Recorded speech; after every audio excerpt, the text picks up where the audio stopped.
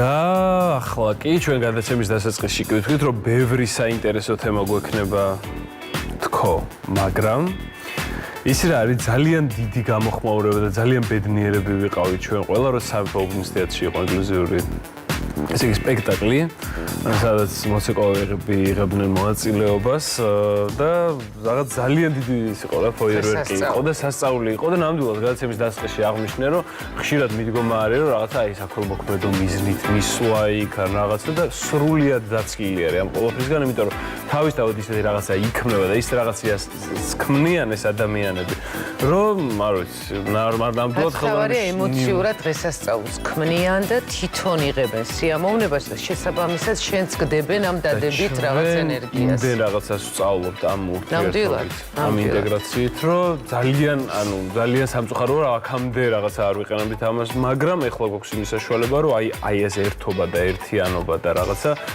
ბოლომდე შევიძინოთ და გამოცდეთ. დასავლეთში არის მიღებული ძალიან, რომ აი როდესაც აი ძალიან კარგი სკოლები, ძვირიანი სკოლები არის, მშობლები იხდიან ზედმეტ ფულს იმისათვის, რომ აი სწორედ ესეთი ბავშვი ყავდეთ მათ შვილებს კლასში, იმისათვის, რომ მათგან ისწავლონ აი ეს რაღაცა ურთიერთობა, ეს დამოკიდებულება, რომ არიან განსხვავებული ადამიანები, განსხვავებული შესაძლებლობები, რომ ერთად უნდა ვიყოთ, ერთად ვაკეთოთ, დავეხმაროთ ერთმანეთს, ის რაღაცას გასწავლის.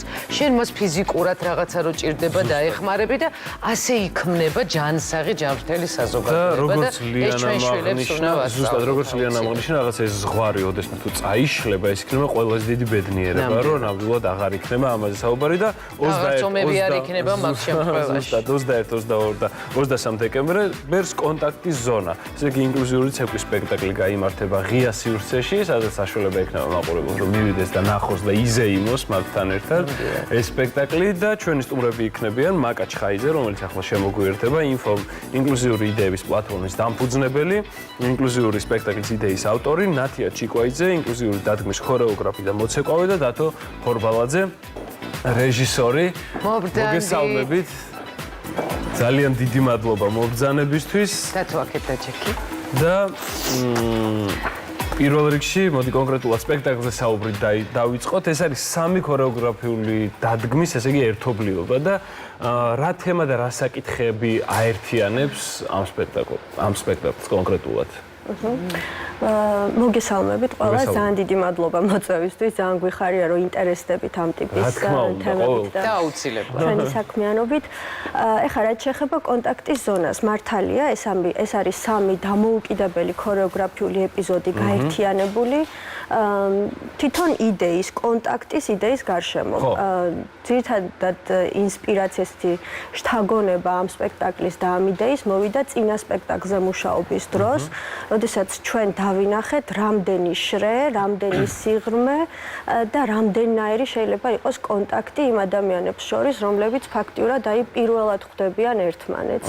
და ჩვენ არ ვსაუბრობთ ამაზე აი მხოლოდ ის რომ ორი ინდივიდის ხვდება ერთმანეთს, არამედ ჯგუფები, რომლებიც გათიშულები არიან ერთმანეთისგან და აქამდე არ ქონიათ გადაკვეთის წერტილები, როგორ შედიან ერთმანეთთან კონტაქტში და როგორ იქმნება ის საერთო ზონა, სადაც უკვე ჩვენ შეგვიძლია ვისაუბროთ შემოქმედებაზე, რაღაცის შექმნაზე, თანამშრომლობაზე და ზუსტად ეს გახდა იმის წინაპირობა, რომ ჩვენ უფრო ღრმად გვეკვлия აი ეს კონტაქტის ფენომენი ადამიანებს და იმ ჯგუფებს შორის, რომლებიც აი ახლა იწყებენ ურთიერთობას. ანუ ძირითადი ესე იგი საკითხი და თემა არის ძირითადად ეს. ეს არის კონტაქტი, მაგიტომაც ქვია, კი. და ეს სამივე ეპიზოდი იკვლევს კონტაქტის სხვადასხვა ფორმას და კონტაქტის სხვადასხვა საშუალებას. რამდენი ადამიანი იღებს მონაწილეობას? მთლიანობაში სცენაზე დგას 12 ადამიანი, თუმცა აქვე აღნიშნავ, რომ თითოეულ ამ ეპიზოდს აქვს თავისი დამოუკიდებელი მუსიკალური ნაწარმოები, რომელიც იქმნება ამ სპექტაკლისთვის სპეციალურად. ამ სპექტაკლს ყავს მხატვარი მიშიკო სულაკაური და კატო გელაშვილი და ამ ყველაფერს აერთიანებს რეჟისორი დათო ხორბალაძე, რომელიც იმაზე, ანუ ეს სამი დამოუკიდებელი ნაწარმოები რო გაერთიანდეს და ერთმანეთს შორისაც შედგეს კონტაქტი, ზუსტად ამისთვის ყავს დათო. არა მხოლოდ რა თქმა უნდა. დათოს და ნათიას ვკითხავ, მაშინ აი თვითონ მუშაობის სპეციფიკა როგორია? ეხლა დათო შენ რეჟისორი ხარ და მსახიობებთან მუშაობ და კარგი რეჟისორთან და კარგ მსახიობებთან მუშაობ და ჩვენ ამაზე გვისაუბრია და მათთანაც უჭირს ცოტა დათოს ასე ვთქვათ მუშაობა და აქ მგონია რომ ბევრად უფრო მარტივი იქნებოდა, იმდენად ხალასია და იმდენად რაღაცა სხვანაირია ეს რასაც ვეხებით ჩვენ ამ შემთხვევაში. თვითონ სპეციფიკა რომ მოგვიყვე მუშაობის და მე ნათიამაც რო გვიპასუხოს. სპეციფიკა ესე პრინციპში აი რაღაც დროის გასვლის შემდეგ უკვე აღარ გამოვყოფდი ესე სხვადასხვანაირად რომ თქვათ მსახიობებთან სხვანაირად მუშაობ ან აქ სხვანაირად. ისინი უფრო ნერვებს არ გიშლიან? ხო, ნუ გაცლებით ნერვების მოშლა მგონი რაღაც ეტაპზე ყოველ ნებისმიერ შემთხვევაშია, ხო? კი. იმიტომ რომ რაღაც ეს ნერვიულობა ახლავს რა ამ პროცესს.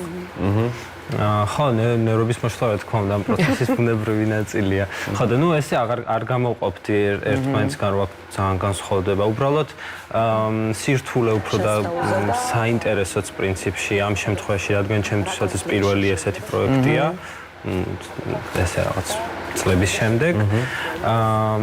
ეგ იყო სირთულე, რომ მე თვითონ მაქვს უკვე ისეთი ჩამოყალიბებული ხედვები, ვთქვათ, აი სამუშაო პროცესთან დაკავშირებით, ან როგორ ვაკეთებ ნამუშევარს, რომ უცებ რაღაც მომენტებში ადაპტირება გიწევდა. საწინააღმდეგოს ხდებოდა, ანუ ჩემთვის არის უფრო საინტერესო და ახალი ცოდნის მომცემი ეს, რომ ანუ სხვადასხვა ხერხებს პოულობ მაგ შემთხვევაში. შენთვის არის საინტერესო აი რას გულისხმობ? მაგალითად აი ერთი რაღაც შემიძლია აღვნიშნო, რომ იმდენი რამე ან ბევრი რამე შეგიძლია ისწავლო ამ ადამიანებისგან, მაგრამ განსაკუთრებით რაც მგონია, არ ვიცი, ახლა შიდა პროცესში მე არ ყოფილვარ ჩახედული, მაგრამ აი ჩვენ რაღაცა მიმართულები როცა არიან პროფესიონალი მსახიობები, ვთქვათ, ვინც წლებია ამ სფეროში ატარებენ, რაღაცა თითქოს უშეცდომობას ცდილობენ და რაღაც აი შეცდომის არ დაუშვა და მაგალითად მე რასაც ვხედავ, აქ არის ბევრი საშუალება იმის, რომ შეცდომა დაუშვა, გაიარო, როგორც უნდა ხდებოდეს წესი ჯანსაღი პროცესის შემთხვევაში და შენ შემთხვევაში რა ხდებოდა? აი რა დაინახე კიდე ისეთი, რაც ჩვენ უნდა ვისწავლოთ და გავითვალისწინოთ. აი ეგ სტრესი აქ პრინციპში საერთოდ არ არსებობს, რომ ვინმეს რამე შეეშლება და ამის გამო ქვეყანა დაინგრევა. რაც თეატრში მაგალითად ზოგჯერ არის რომ რეპეტიციაზე რომ მიდიხარ, უკვე ისე ნერვიულობ, რომ რეპეტიციას ვეღარ ატარებ ამ. არა ჯანსაღი გარემო ქვია მაგას. კი, აი ხო ხდება ხოლმე, მაგრამ ამ შემთხვევაში არ არის ეგ აი მაგის გამო დაძაბულობა, რომ ვინმე რაღაც მოძრაობას ისე ვერ გააკეთებს, როგორც თვითონ უნდა რომ გააკეთოს, არ არის ეგ. ნათიას ვკითხოთ როგორც პროფესიონალს, შენთვის რას ნიშნავს და რა დატვირთვის არის? შენ როგორც ვიცი, ხარ მონაწილე კიდე, ხო? კიდე მონაწილეობ და პლუს დგავ ქორეოგრაფი ვარ. ასევე ჩვენ გვყავს ორი ქორეოგრაფი და მთლიანად მუშაობთ ენაზე, სხეულის ენაზე და ურთიერთობაზე, კონტაქტზე სხეულისებურად.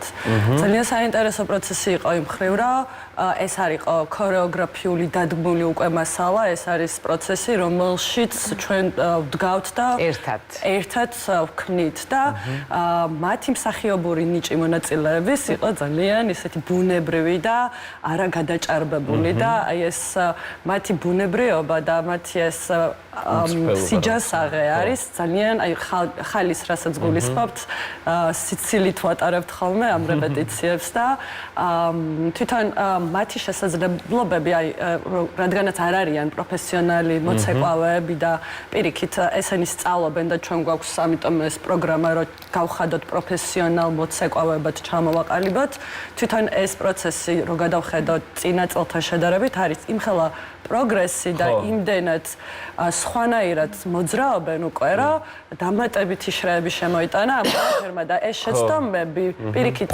ქორეოგრაფებს გვასწავლიან იმას, რომ აი რამდენად შეიძლება რომ ეს მასალა გადაკეთდეს, პირიქით გაუმჯობესდეს და აი ვფიქრობდით, რომ აი იდეა რაც არის კონტაქტის ზონა, რამდენად რთულია, მაგრამ ასევე მარტივი და რამდენად უნდა შევქმნათ რაღაცა მეთოდი, რაც გახსნის და დააკავშირებს ადამიანებს ერთმანეთთან და ეს პროცესი არის ყოველდღე ცვლილებადი და არის მასალა, რომელიც შეიძლება დავგეგმოთ, მაგრამ მეორე დღეს საერთოდ სხვანაირი იყოს და სხვანაირად შევხედოთ და თვითონ ქორეოგრაფებიც, რომელსაც თავიდან მქონდა დაგეგმილი მაგალითად რაღაც მასალა, უნდა გამოვემშვიდობოთ ხოლმე რაღაცებს, რადგანაც რომ მათ სხვანაირად ფუნქციონირებენ და ჩვენ უნდა ადაპტაცია გავაკეთოთ ამ ყველაფრის და ეს ცოტა ეგოისტური მხარე, რომ აი ქორეოგრაფმა მასალა შექმნა და ეს უნდა გამოიყურებოდეს იდეალურად, საერთოდ შეცვალა, იმიტომ რომ რაც არის საჭირო იმ მომენტისთვის და იმ პროცესისთვის, იმას ვაკეთებთ და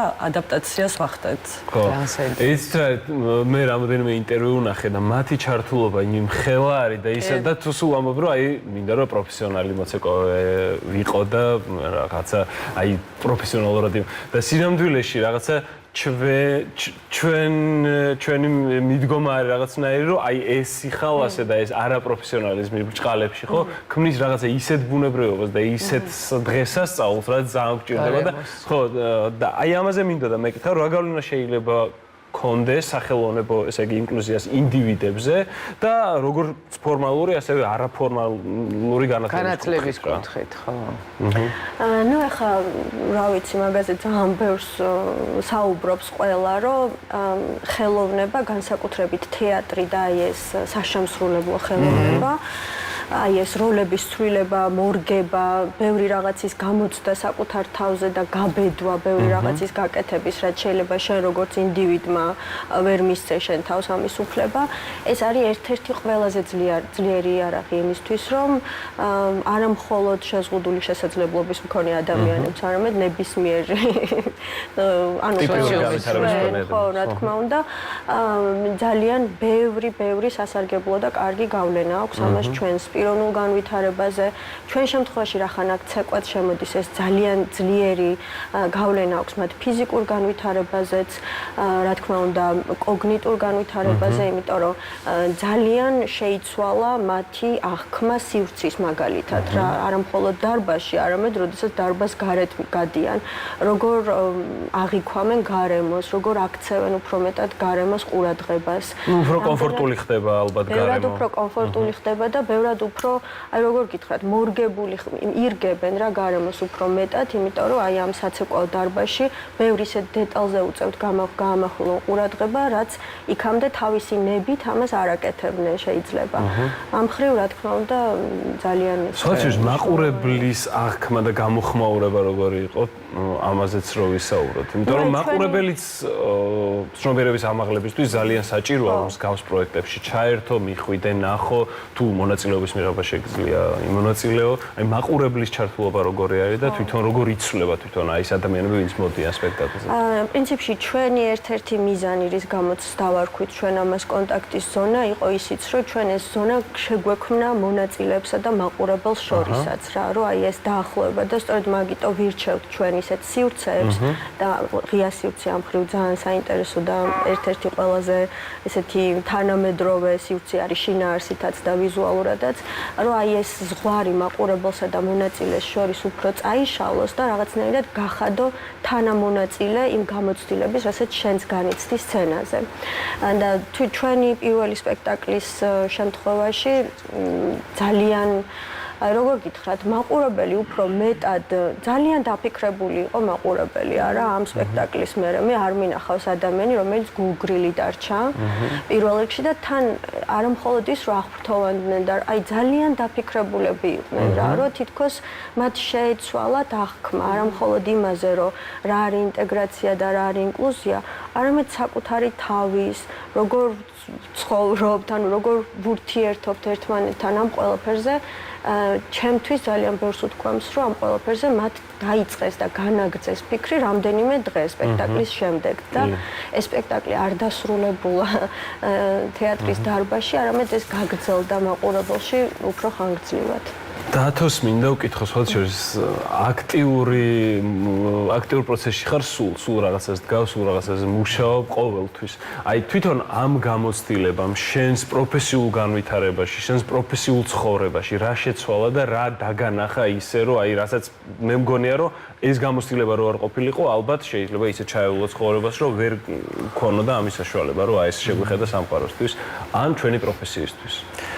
კი, არ ბევრ ამას ცვლის ნამდვილად. ეხლა რადგან ამ პროცესში ვარ, შეიძლება გამიჭირდეს, რომ ესე კარგად ჩამოვაყალიბო რა შეცვალა, მაგრამ ზოგადად აი ბოლო პერიოდშიც მე ძალიან მაინტერესებს სამუშაო პროცესში როგორ არიან ადამიანები ჩართულები, ვისთან ერთადაც მუშაობ, როგორ რამდენად თანასწორია ეს სამუშაო პროცესი, როგორ აკეთებენ თუ არა ადამიანები მართლა იმას, რაც აინტერესებთ. ხო და ამ ხრივ ამ პროცესზე დაკვირვება ხა თან რადგან სამ ქორეოგრაფთან ერთად მუშაობ, რომლებიც დამოუკიდებლად თავის ნაწარმოებებს აკეთებენ და მე უნდა შევაერთო ერთმანეთთან. ძალიან ბევრი სამუშაოა საკუთარ თავზე იმ ხრივ. რატო ანუ თემები ერთად არ აგირჩევიათ? კი, თავიდან ერთად ვლაპარაკობდით, თუმცა ეს მათი დამოუკიდებელი იდეები იყო თავიდანვე და ჩემთვის ეგ იყო ზუსტად საინტერესო, რომ ამ ჩემთვის უკვე მოცემულობაში როგორ შევიდოდი და როგორ დავაკავშირებდი ამას ერთმანეთთან. და ეგ იმდენად გაგდებს მაგ მდგომარეობაში, რომ ეწაღანართიამ რაც თქვა, რომ ეს შენი არტისტული ეგო ცოტა უკან გადაწიო, რომ აბსოლუტურად სხვანაირი პროცესი ხდება იმისგან განსხვავებული, ვიდრე ზოგადად არის ხოლმე. სხვა ტექნიკებს აღმოაჩენ ალბათ ხო შენ თავში. ნათი ეს ალბათ აი შენს გეხება, ნაწილობრივ ამაზე ილაპარაკე, მაგრამ აი რა ახალი შენთვის რა დაინახე და რამხელა შეიძლება იყოს თქვათ იგივე შენ პროფესიაში, ქორეოგრაფიაში ამპლიტუდა და როგორ შეიძლება შენი სათქმელი აბსოლუტურად გაუაზრებლად ადგილზე შეცვალო. აი, რამდენად იყო ეს შენთვის შემოქმედებითაც საინტერესო ეს პროცესი?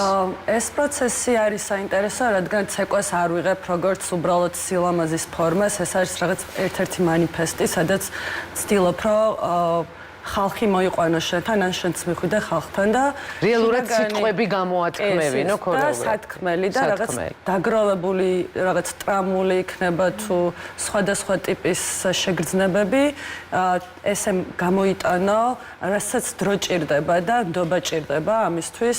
ეს არის პროცესი, რაც მოცეკვავეს ხშირად რუტინაში გადაგვდის ეს მოძრაობები და შემდეგ სულიერად რას გრძნობ და რას ფიქრობ და ამისი შეერთება არის საერთოდ სხვა შეგრძნება და ხარისხით და ამიტომ გათვალისწინება რა არის სათქმელი პირველ რიგში ეს არის მნიშვნელოვანი ვიდრე ფორმას და სილამაზეს რასაც თითქოს ცეკვა გამოხატავს ხოლმე არ იყო სტანდარტული ასევე რადგან მოგვიწია ინდუსტრიულ მასალასთან მუშაობა და სცენოგრაფიაც ძალიან საინტერესოა რაც ერთ-ერთი გამოწვევა არის ჩვენთვის რადგან სხეული გახდეს მატერია და ასევე მასთან ერთად იმუშავა ინდუსტრიულ მასალასთან ერთად არის ასევე ერთ-ერთი საინტერესო კიდევ გამოწვევა რადგან უნდა შექმნა სხეულმა რაც შეგრძნებამ და კიდევ მასალამ რაღაცა ერთი ჰიბრიდული მასალა და